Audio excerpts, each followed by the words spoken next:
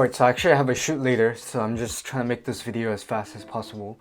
But welcome back. This is part 2 to my color grading series.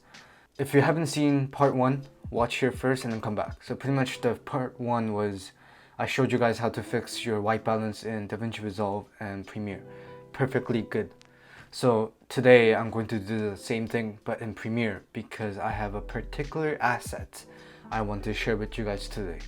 But either way, let's just get right into it. So just like any color grading session, what I'm going to do is I'm going to make a adjustment layer.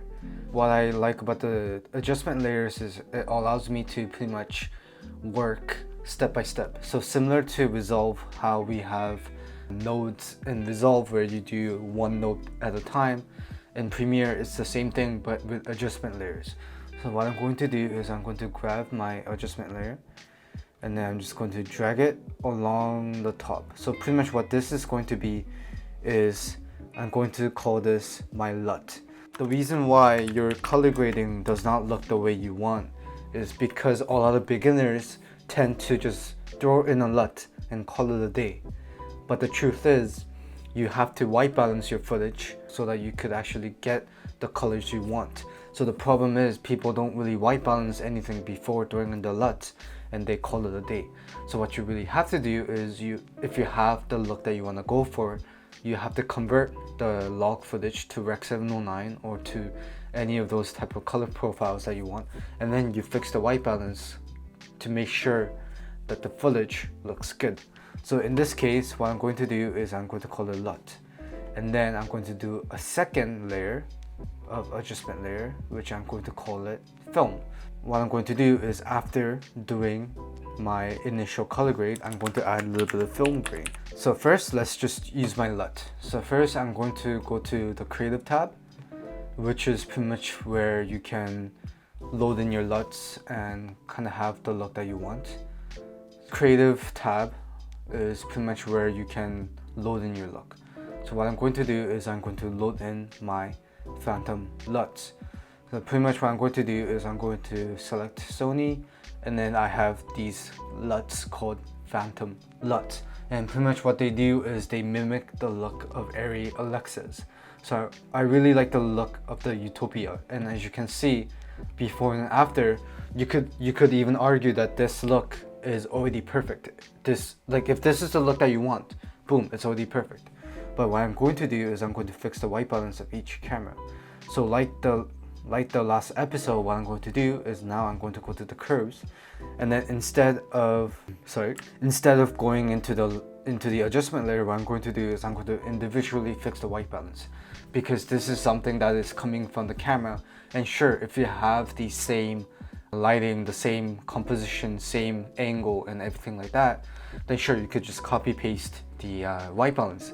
But what I'm going to do is I'm going to individually fix it because every scene has a different lighting. So what I'm going to do is I'm going to try the eyedropper and see if that works. And I think that actually fixed some of it. I think that looks pretty good before and after. So that's good. Let's move on to the next one. Now this one, I assume I can just do the same thing. Just select what is white and let's just compare it to the last shot. Yeah, I think that looks pretty good. Just like that.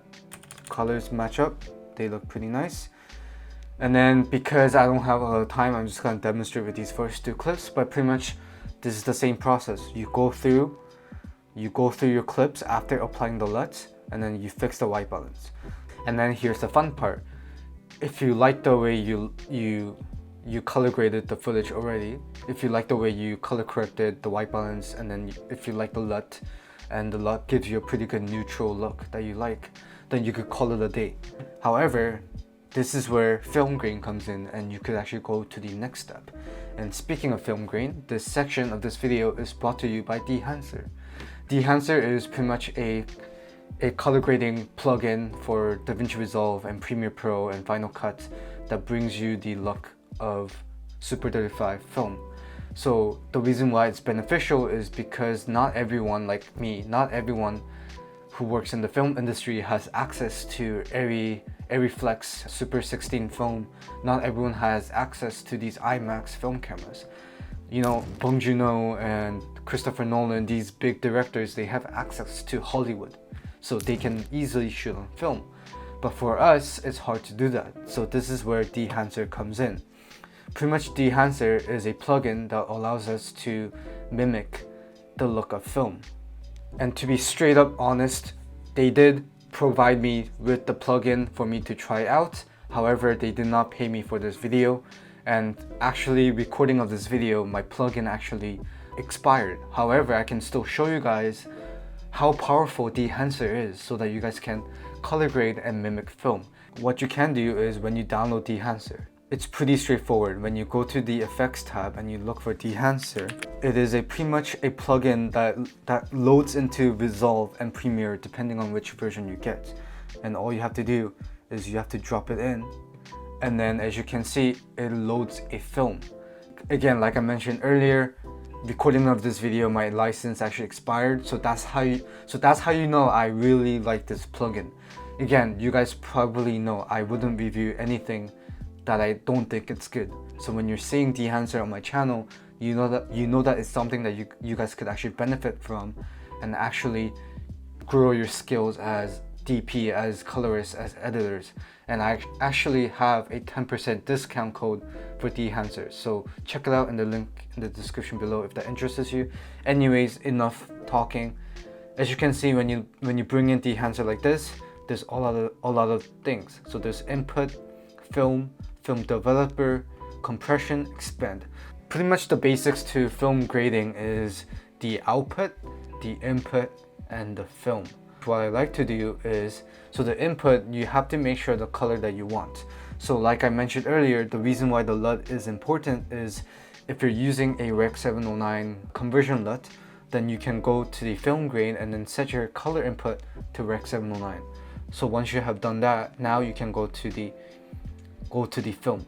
The options are endless. There's literally hundreds of film that you can go for. So if you like the look of Cine Still, you can go for Cine Still.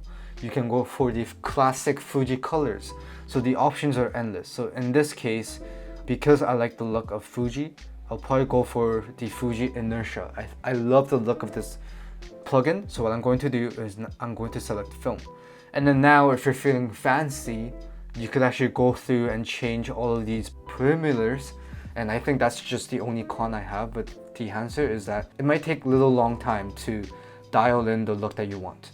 But the pros is that you have tons of options. So again, for my film, I'm going to select Fuji Inertia.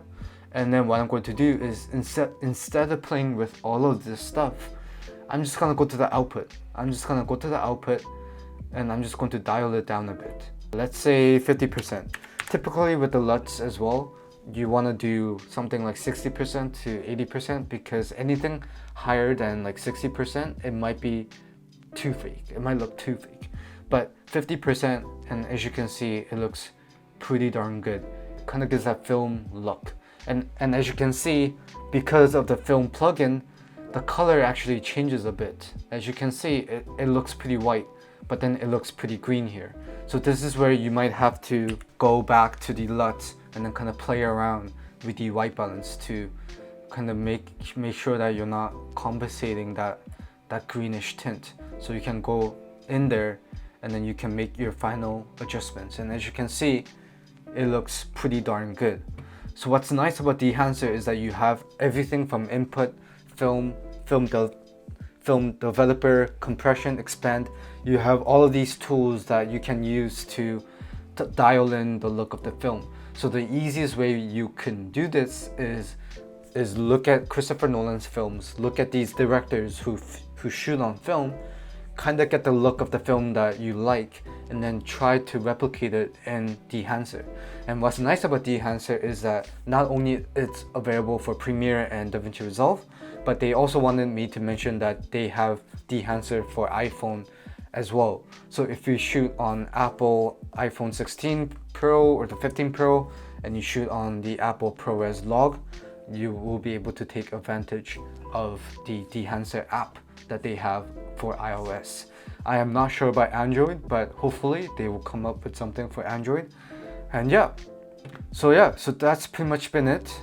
I just wanted to share how you guys can use the LUTs and use the white balance to not only correct your footage, but get the look that you want. So again, to recap, you load in your footage, make an adjustment layer, import in your LUTs, and then individually go through your clips to fix the white balance. And then once the LUT and the white balance looks good, when the footage looks good, then you can use something like Dehancer to add the look of film to enhance your storytelling.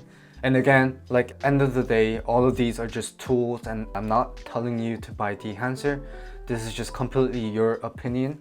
But I thought I would share this video as Dehancer did kindly provide me with the access to the full license for a month. As you can see, it's expired. But anyways, at the end of the day, it's all about the story. So if you think Dehancer can enhance your story as a filmmaker, if you want to have like a flashback sequence where you want to have a mid-90s and you want to use the film to simulate that, go for it. So yeah, so hopefully this video was helpful. Hopefully you took away something from this video. My apologies for the background, but I'll see you guys on the next one. And again, there is a link in the description to get 10% discount for Dehancer. Again, they're not watching this video, they're not seeing this video. So yeah, I'll see you guys on the next one. Peace.